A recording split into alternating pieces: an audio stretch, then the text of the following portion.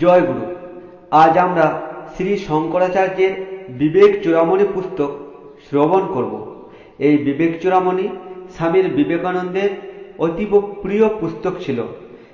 স্বামী বিবেকানন্দ এই পুস্তক পড়তে খুবই ভালোবাসতেন।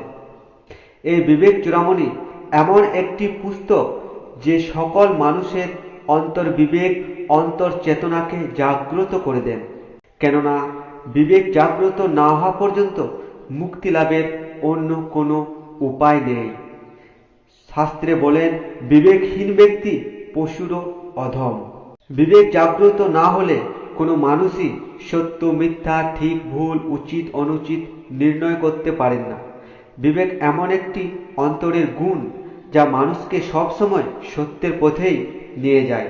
আর আমাদের এই বিবেককে জাগ্রত করার জন্য শঙ্করাচার্যের বিবেক চূড়ামণি পুস্তক অত্যন্ত দুর্লভ একটি পুস্তক। তাই আমাদের সকলকে এই বিবেক চূড়ামণি পুস্তক শ্রদ্ধা ও ভক্তি সহকারে শ্রবণ বা পাঠ করা অত্যন্তই প্রয়োজনীয়। আমাদের দেশের বেশিরভাগ মানুষই শঙ্করাচার্যের এই বিবেক চূড়ামণি পুস্তকের নামই শুনেননি।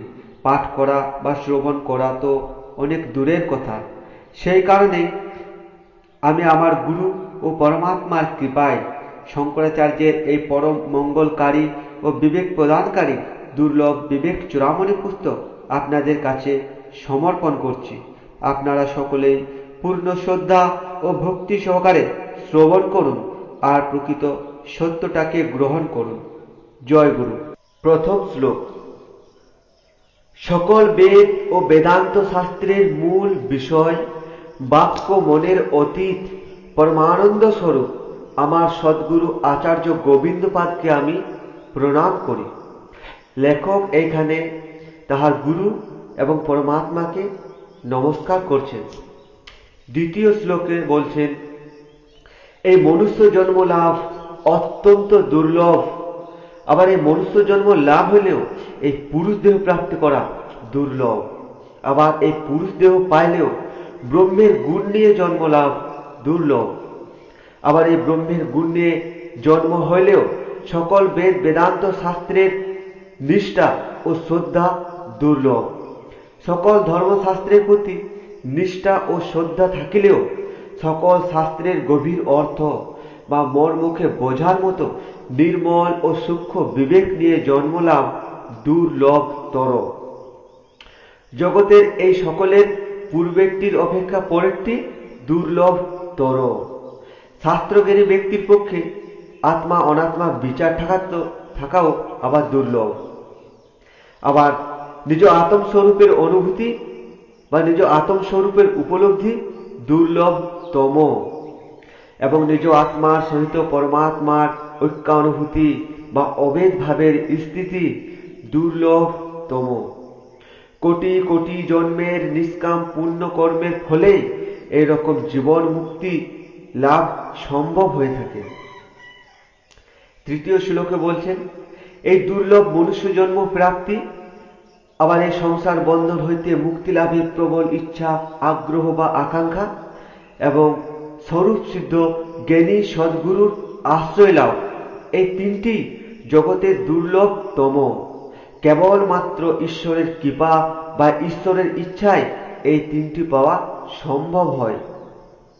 4 নম্বর শ্লোকে বলছেন, কোন পূর্বার্জিত পুণ্যকর্মের ফলে অর্থাৎ পূর্বের কোটি কোটি জন্মের পুণ্যকর্মের ফলে এই দুর্লভ মনুষ্য জন্ম লাভ করিয়াও এবং সেই মনুষ্য জন্মের পুরুষ দেহ লাভ করিয়াও এবং বেদান্তের সকল পাণ্ডিত্য লাভ করিয়াও যিনি নিজের মুক্তি লাভের জন্য যত্ন করেন না অর্থাৎ চেষ্টা করেন না, সেই ব্যক্তি যথার্থ রূপে আত্মঘাতী ও মহাপাপী। কেননা মিথ্যা বস্তুকে গ্রহণের ফলে তিনি নিজের বিনাশ করিয়াছেন। মিথ্যা বস্তু অর্থাৎ এই মিথ্যা মান সম্মান, পদ প্রতিষ্ঠা, ধন দৌলত, এই যে নানান মোহমায়ার আশা তৃষ্ণা কামনার যে এই জঞ্জাল, সেই জঞ্জালকে আশ্রয় করার কারণে তিনি নিজ আত্মস্বরূপের বিনাশ করিয়াছেন। 5 নম্বর শ্লোকে বলছেন, এই অত্যন্ত দুর্লভ মনুষ্য জন্ম লাভ করিয়াও এবং সেই মনুষ্য জন্মের পুরুষ দেহ লাভ করিয়াও যে ব্যক্তি নিজের এই দুর্লভ মনুষ্য জন্মের যথার্থ স্বার্থ, পরম উদ্দেশ্য বা পরম কর্তব্য বুঝিতে না পারেন এবং ইন্দ্রিয়ের লালসায় এবং ভোগ বাসনায় লিপ্ত হইয়া অলসতার বসে নিজের মুক্তি সাধনের জন্য উৎসাহী না হয়, অর্থাৎ মুক্তি সাধনের জন্য কোনো রকমের চেষ্টা না করেন, তাহার অপেক্ষা অধিক নির্বোধ, তাহার অপেক্ষা অধিক পাপী এই সম্পূর্ণ জগৎ ও সংসারে আর কেহ নেই। ব্রহ্ম অর্থাৎ পরমাত্মার সহিত নিজ আত্মার ঐক্যানুভূতি মুক্তি লাভের একমাত্র উপায়, অর্থাৎ নিজ আত্মার সহিত পরমাত্মার একত্ব বোধই মুক্তি লাভের একমাত্র উপায়, নয়তো আর অন্য কোনো বাহ্য কর্মের দ্বারা মুক্তি লাভ সম্ভব নয়। 6 নম্বর শ্লোকে বলছেন, কেউ শাস্ত্র পাঠ ও বিচার করিতে পারেন, কেউ আবার যাগ যজ্ঞাদি করিতে পারেন, কেউ আবার শাস্ত্র বিহিত নানান কর্মের অনুষ্ঠান করিতে পারেন, কেউ আবার ইষ্ট দেবতার পূজা উপাসনা করিতে পারেন, কিন্তু ব্রহ্মজ্ঞান অর্থাৎ আত্মজ্ঞান ছাড়া এই সকল বাহ্য সাধনার দ্বারা ব্রহ্মার শত আয়ুষ্কালের মধ্যেও মুক্তি লাভ হইবে না, অর্থাৎ অনন্ত জন্মেও এই বাহ্য কর্মের দ্বারা বা বাহ্য সাধনার দ্বারা মুক্তি লাভ সম্ভব নয়। এবং 7 নম্বর শ্লোকে বলছেন, বৃত্তের দ্বারা অমৃত তত্ত্ব লাভের আশা নেই। শ্রুতি ইহা স্পষ্ট করিয়া বলিয়াছেন। বৃত্ত অর্থাৎ মান, সম্মান, পদ, প্রতিষ্ঠা ও ধন দৌলতকে বোঝায়। তাই এই সকল মান, সম্মান, পদ, প্রতিষ্ঠা ও ধন দৌলতের দ্বারা অনন্তকালেও আত্মজ্ঞান লাভ করা সম্ভব নয়, অর্থাৎ মুক্তি হইবে না। এবং 8 নম্বর শ্লোকে বলছেন, অতএব বুদ্ধিমান ও ভক্তিমান ব্যক্তির সমস্ত বাহ্য সুখভোগের আশা আকাঙ্ক্ষা পরিত্যাগ পূর্বক সাধু আত্মজ্ঞানী মহাপুরুষকে গুরুরূপে গ্রহণ করা অবশ্য কর্তব্য এবং সেই গুরুর উপদিষ্ট সাধনায় মনকে একাগ্র করিবেন এবং মুক্তি লাভের জন্য যত্নশীল হইবেন, অর্থাৎ চেষ্টা করিবেন। এবং 9 নম্বর শ্লোকে বলছেন, সংশয় ও বিপর্যয় রহিত এবং আত্মনিষ্ঠ চিত্তবৃত্তির সহায়ে ইন্দ্রিয়গুলিকে তাহাদের বিষয়ে এবং সকল কর্মের আসক্তিকে ত্যাগ করিয়া সংসার সমুদ্রে নিমগ্ন আত্মাকে অর্থাৎ নিজেকে নিজের সাধনার দ্বারাই উদ্ধার করিবে।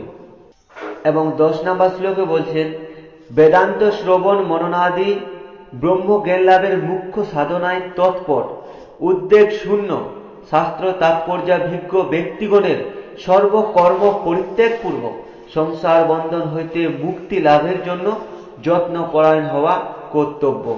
অর্থাৎ যে সকল ব্যক্তিরা সদা সর্বদা শাস্ত্র পাঠ, শ্রবণ বা শাস্ত্র চর্চা করেন বা মুক্তি লাভের জন্য চেষ্টা করেন, সেই সকল ব্যক্তিদের উচিত এ বাহ্য সকল কর্মকে ত্যাগ করিয়া সদ্গুরুর আশ্রয় লাভ করিয়া মুক্তির জন্য যত্নপরায়ণ হওয়া কর্তব্য। 11 নম্বর শ্লোকে বলছেন, নিষ্কাম কর্মের দ্বারা চিত্তশুদ্ধি হয়, কিন্তু এই নিষ্কাম কর্মের দ্বারা নিজ আত্মস্বরূপের বোধ বা উপলব্ধি হয় না। নিজ আত্মস্বরূপের বোধ বা উপলব্ধির জন্য একমাত্র স্বরূপ সিদ্ধ জ্ঞানী সদ্গুরু শ্রীচরণে আশ্রয় এবং নিজ আত্মস্বরূপের বিচার বা নিজ আত্মস্বরূপের ধ্যানের দ্বারাই নিজ আত্মস্বরূপের জ্ঞান বা উপলব্ধি হয়। কিন্তু এই কোটি কোটি কর্ম অনুষ্ঠানের দ্বারাও বিন্দু মাত্র নিজ আত্মস্বরূপের জ্ঞান হয় না। কর্ম অনুষ্ঠান অর্থাৎ এই যে যাগ যজ্ঞ, পূজা পাঠ, ধ্যান ধারণা, তপ জপ, মন্ত্র তন্ত্র, দান ধ্যান, এই সকল বাহ্য শারীরিক ও মানসিক কোনো কর্মের দ্বারাই মুক্তি লাভ বা আত্মস্বরূপের জ্ঞান হয় না। এবং 12 নম্বর শ্লোকে বলছেন, যথার্থ দর্শনের অভাব হেতু রজ্জুতে সর্প দর্শন করিয়া মানুষ যে ভয় পায় এবং সে ভয় হইতে হৃদকম্প প্রভৃতি যে দুঃখ অনুভব করিয়া থাকেন, আবার সেই ভয় প্রতিপাদি সহায়ে রজ্জুকে রজ্জু বলিয়া জানায়, সে দুঃখ নিবারণের একমাত্র উপায় বা কারণ।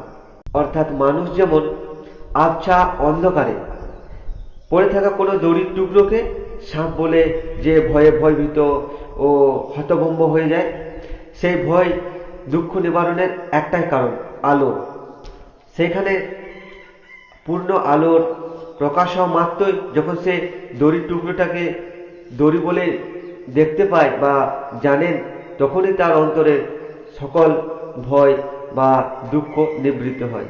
ঠিক সেই রকম ভ্রম বা অজ্ঞানতার কারণে, এই ভ্রমের বা অজ্ঞানতার যে গভীর অন্ধকার, সেই অন্ধকারে এই পঞ্চভৌতিক ত্রিগুণময় 25 প্রকৃতি, 10 ইন্দ্রিয়, মন ও মায়াযুক্ত এই যে শরীর, এই শরীরকে জীবাত্মা ভ্রমবশত যে আমি বা আমার মনে করে ফেলেছে, সেই ভ্রম বা অজ্ঞানতা একমাত্র নিজ আত্ম স্বরূপের প্রকৃত জ্ঞান বা প্রকৃত অনুভবের দ্বারাই সে ভ্রমের অজ্ঞানের অন্ধকার দূর হইবে।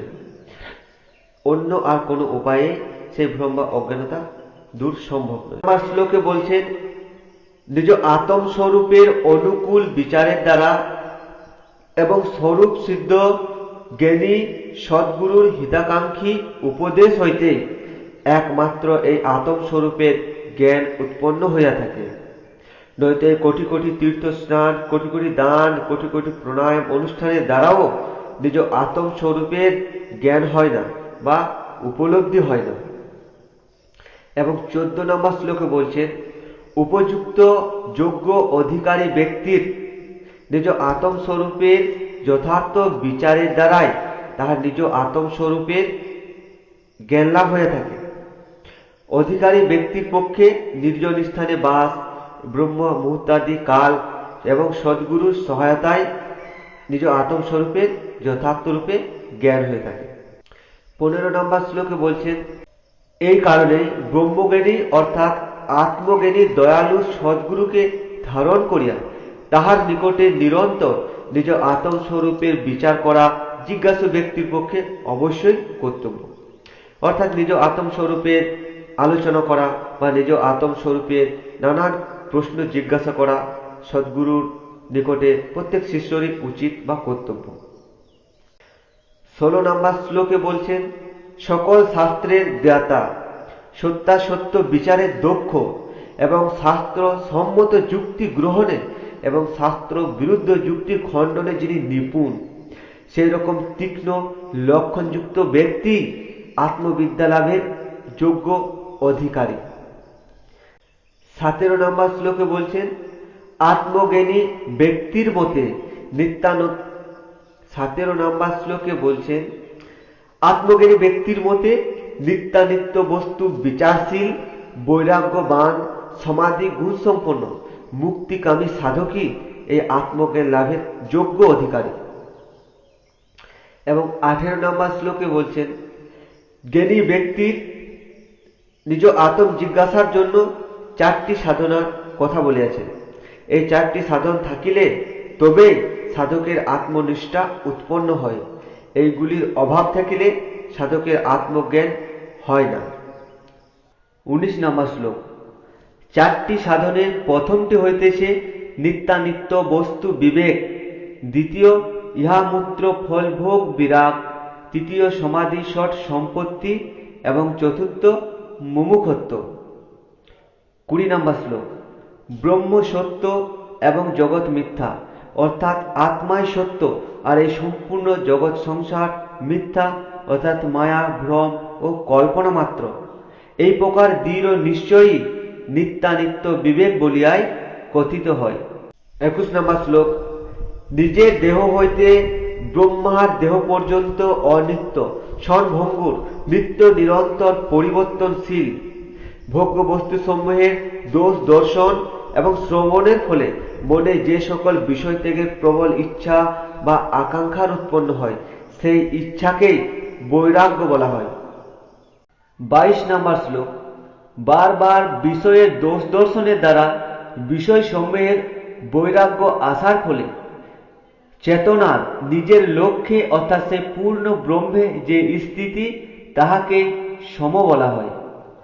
23 নম্বর শ্লোক, জ্ঞানেন্দ্রিয় ও কর্মেন্দ্রিয়গুলিকে ভোগ্য বিষয় সকল হইতে সরাইয়া লইয়া ইন্দ্রিয়গুলির নিজের নিজের স্থানে নিশ্চলভাবে রাখিয়া দেওয়াকে দম বলা হয়।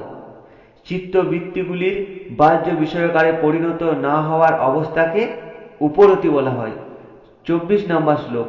যে কোনো প্রকারের দুঃখই উপস্থিত হোক না কেন, তাহার জন্য মনে কোনরূপ চিন্তা ভাবনা না করিয়া বা দুঃখের কথা অন্যের নিকট প্রকাশ না করিয়া এবং দুঃখের প্রতিকারের জন্য কোনরূপ চেষ্টা না করিয়া সহ্য করিয়া যাওয়াকে তিতিক্ষা বলা হয়। গুরুর উপদেশ এবং বেদান্ত শাস্ত্রের অর্থাৎ সকল শাস্ত্রের শিক্ষা যথার্থ সত্য বলিয়া দৃঢ়তার সহিত অন্তরে গ্রহণ করাকেই জ্ঞানী ব্যক্তিরা শ্রদ্ধা আখ্যা দেয়া থাকেন।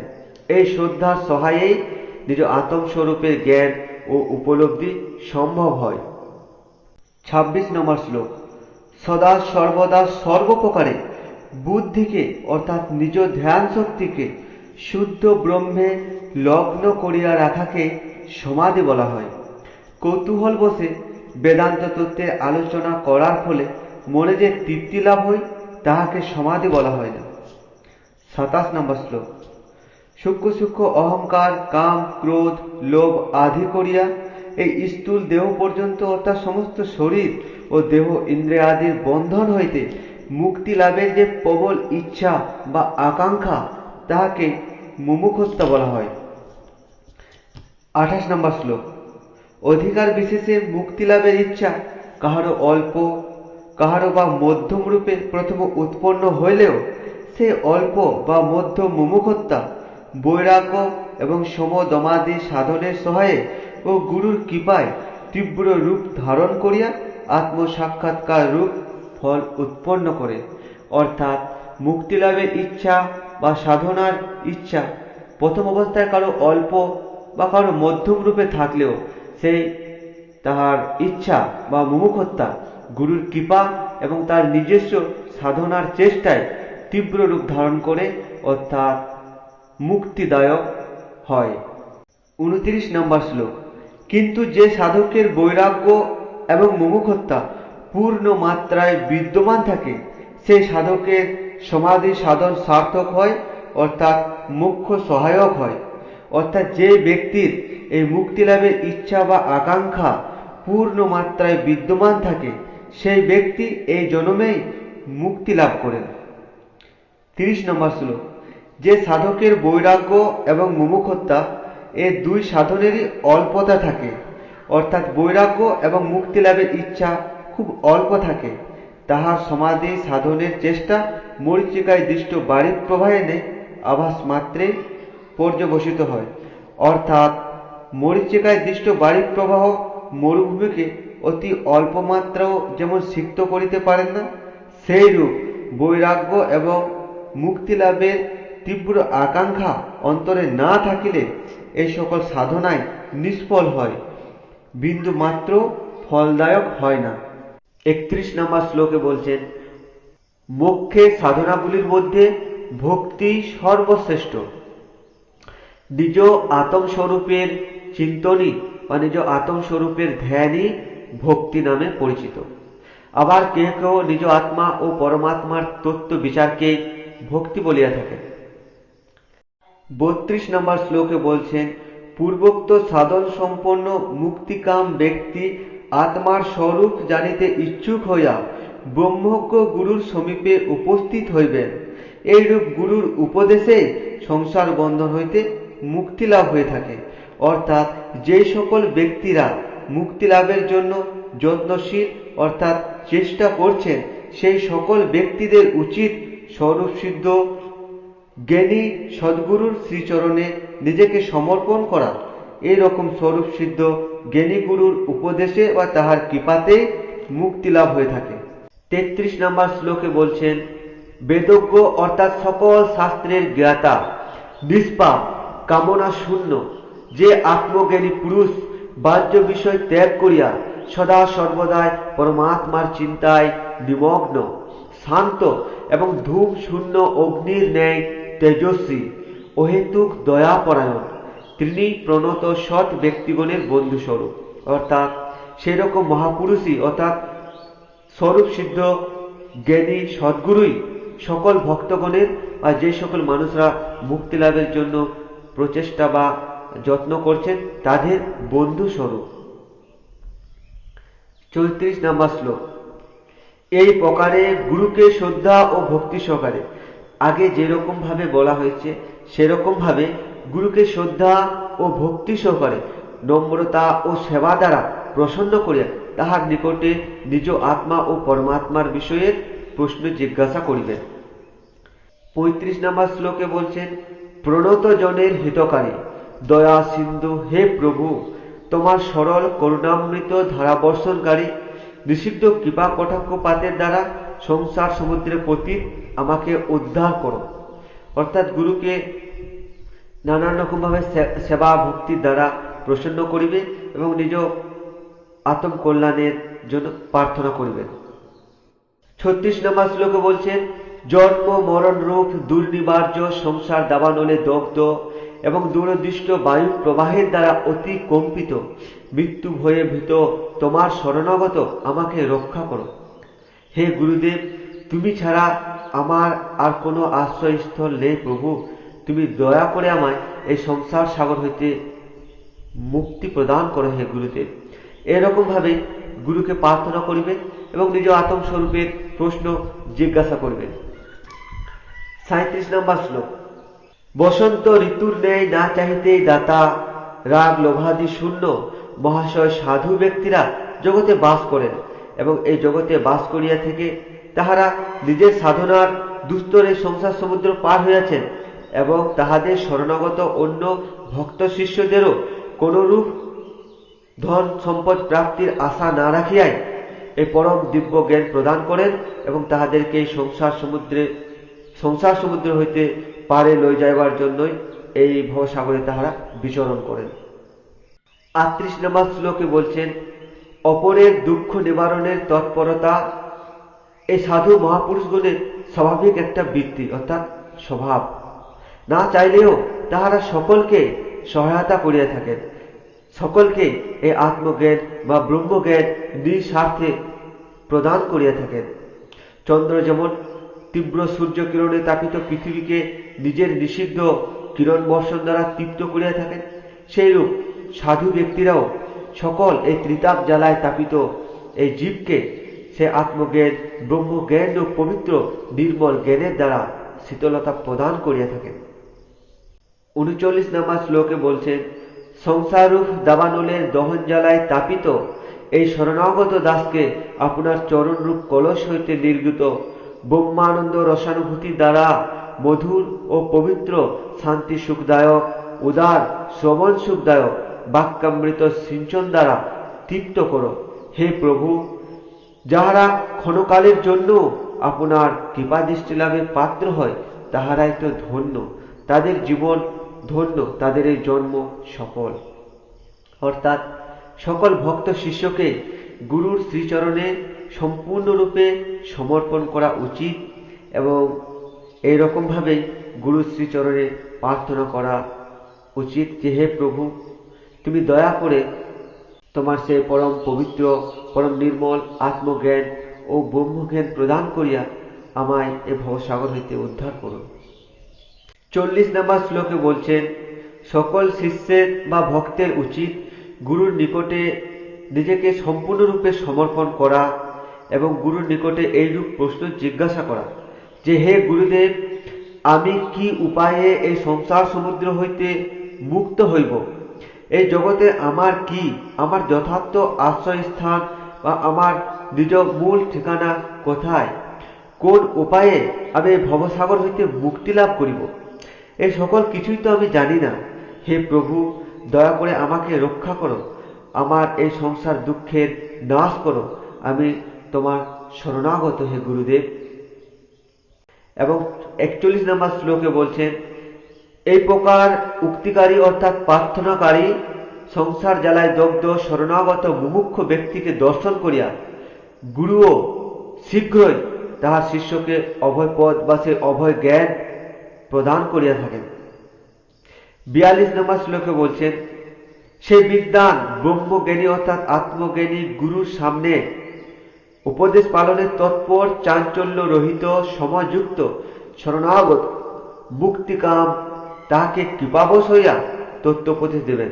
অর্থাৎ সেই রকম মুমুক্ষ ও ত্যাগী শিষ্যকে সেই জ্ঞানী গুরুরা এই আত্মস্বরূপের জ্ঞান অতি শীঘ্রই প্রদান করিয়া থাকেন। 43 নম্বর শ্লোকে বলছেন, হে বিদ্বান, ভয় পায় না, তোমার আর এই সংসারে গতাগতি হইবে না। এই সংসার সিন্ধু উত্তীর্ণ হইবার উপায় আছে, যে উপায় অবলম্বন করিয়া সাধকগণ এই সংসার সাগরে পারে গিয়াছেন, তোমাকে সেই উপায়ের উপদেশ দিব। 44 নম্বর শ্লোকে বলছেন, সংসার ভয়নাশক অবশ্য ফলপ্রদ এক বিষয়ের উপায় আছে, সেই উপায় অবলম্বনে সংসার সমুদ্র অতিক্রম করিয়া পরম আনন্দ লাভ করিবে। অর্থাৎ এই সংসার হইতে, এই ত্রিতাপ জ্বালা হইতে মুক্তি লাভের উপায় আজও বর্তমান, সেরকম সদ্গুরু আজও বর্তমান। তাই সকলেরই উচিত সেরকম স্বরূপ সিদ্ধ জ্ঞানী সদ্গুরু শ্রীচরণের আশ্রয় লাভ করা এবং সেই গুরু শ্রীচরণের সেই পরম দিব্যজ্ঞানকে লাভ করিয়া এই ভবসাগর বা সংসার সমুদ্র হইতে মুক্তি লাভ করা। 45 নম্বর শ্লোকে বলছেন, সকল শাস্ত্রের অর্থাৎ উপনিষদ সমূহের তাৎপর্য বিচারের দ্বারা সংশয়াদি রহিত জ্ঞান উৎপন্ন হয়। এই জ্ঞান উৎপত্তির সঙ্গে সঙ্গে সংসার দুঃখের সর্বতভাবে নাশ হয়। 46 নম্বর শ্লোকে বলছেন, শ্রুতি বলেন শ্রদ্ধা, ভক্তি ও ধ্যান এই তিনটি যোগ মুমুক্ষুর মুক্তি লাভের সাক্ষাৎ হেতু অর্থাৎ কারণ। যিনি চাঞ্চল্য ত্যাগ করিয়া কেবলমাত্র এই সকল সাধনে নিযুক্ত থাকেন, অর্থাৎ শ্রদ্ধা, ভক্তি ও ধ্যানে, তাহার অবিদ্যা কল্পিত দেহবন্ধন হইতে মুক্তি লাভ হইয়া থাকে। শ্রদ্ধা অর্থাৎ সেই স্বরূপসিদ্ধ জ্ঞানী সদ্গুরুর প্রতি প্রবল শ্রদ্ধা, সেই গুরুর প্রতি ভক্তি এবং গুরুর দেওয়া সেই সাধনার প্রতি অর্থাৎ সেই ধ্যানের প্রতি একনিষ্ঠায় মুক্তি লাভের একমাত্র উপায়। 47 নম্বর শ্লোকে বলছেন, নিজ আত্মস্বরূপের জ্ঞানের অভাবেই অনাত্মায় অর্থাৎ এই দেহাদি জড় বস্তুতে আমি আমার জ্ঞান আসিয়াছে, আর সেই জড়ের সহিত বন্ধনবশত তোমার এই জন্ম মরণরূপ সংসার দৃষ্ট হইতেছে। আত্মা ও অনাত্মার বিচার হইতে উৎপন্ন আত্মজ্ঞানরূপ অগ্নি অজ্ঞানের সহিত তাহার কার্য অর্থাৎ এই অহংকারাদি সকল বিকারকে দগ্ধ করিয়া ফেলিবে। অর্থাৎ মনুষ্যের এই জন্মমৃত্যু চক্রে বন্ধনে আবদ্ধ হওয়ার মূল কারণই অজ্ঞানতা। অজ্ঞানতা বা ভ্রম। অজ্ঞানতা অর্থাৎ নিজ আত্মস্বরূপের জ্ঞানের অভাব। ভ্রম অর্থাৎ এই মিথ্যাকে সত্য মনে করার যে ভ্রম, সেই ভ্রম বা অজ্ঞানতায় সকল দুঃখ ও দুর্গতির মূল কারণ। 48 নম্বর শ্লোকে বলছেন, শিষ্যবাচক। শিষ্য বলিলেন, হে প্রভু, আমি এই প্রশ্ন করিতেছি, দয়া করিয়া শুনুন। আপনার মুখ হইতে এই প্রশ্নের উত্তর পাইয়া আমি কৃতার্থ অর্থাৎ ধন্য হইব। এবং শিষ্য প্রশ্ন করছেন 49 নম্বর শ্লোকে, হে গুরুদেব, বন্ধন বলিয়া যাহাকে বলা হয় সেই বন্ধনের স্বরূপ কি? সেই বন্ধন কোথা হইতে আসিল? এই বন্ধন কি রকম ভাবে কোথায় থাকে? এই বন্ধন হইতে মুক্তি লাভের বা কি উপায়? আত্মায় বা কি বস্তু? আর আত্মার প্রকৃত স্বরূপই বা কি? এই অনাত্মা বা আত্মার পার্থক্য জ্ঞান কোন উপায়ে লাভ করা যায়? আমাকে এই প্রশ্নগুলির উত্তর দয়া করিয়া দিন। শ্রী গুরু উবাচ। তখন গুরুদেব বলিলেন, হে শিষ্য, তুমি ধন্য, তোমার এই দুর্লভ মনুষ্য জন্ম ধন্য, তোমার এই জন্ম সফল, তুমি কৃতার্থ, তুমি তোমার বংশকে পবিত্র ও ধন্য করিলে। অবিদ্যার বন্ধন হইতে মুক্তি লাভের ব্রহ্মস্বরূপ উপলব্ধির ইচ্ছা যে তোমার মধ্যে উদয় হইয়াছে, সেই কারণে তুমি ধন্য হইয়াছ ও তোমার এই মনুষ্য জন্ম সফল হইয়াছে। তো প্রিয় বন্ধুরা, এই বিবেক চূড়ামণির 1 থেকে 50টা শ্লোকের মূল সারমর্ম হচ্ছে, এই মনুষ্য জন্ম লাভ অনন্ত দুর্লভ। অনন্ত জন্মের নিষ্কাম কর্মের পুণ্য ফলের দ্বারাই এরকম দুর্লভ মনুষ্য জন্ম লাভ হয়ে থাকে। তাই এই দুর্লভ মনুষ্য জন্মটাকে অযথা মিথ্যা ভোগ বাসনা ও কাম কামনার অনন্ত জালে জড়িয়ে নষ্ট করে কোনো লাভ নেই। এই দুর্লভ মনুষ্য জন্মের শুধু একটাই উদ্দেশ্য, মুক্তি লাভ, অর্থাৎ নিজ আত্মস্বরূপের প্রাপ্তি ও এই জন্ম মৃত্যুর বন্ধন থেকে মুক্তি। তাই আমাদের সকলকেই স্বরূপ সিদ্ধ জ্ঞানী সদ্গুরুর সন্ধান অর্থাৎ খোঁজ করিতে হইবে ও সেই সদ্গুরুর শ্রীচরণ পদ্মে নিজেকে সম্পূর্ণরূপে সমর্পণ করিতে হইবে ও নিজ আত্মা ও পরমাত্মার বিষয়ে নানান প্রশ্ন জিজ্ঞাসা করিবেন এবং গুরুর দেখানো পথে চলিবেন এবং গুরুর দেওয়া সাধনায় মনকে একাগ্র করিবেন ও আত্মজ্ঞান লাভ করিয়া মুক্তি লাভ করিবেন। জয় গুরু।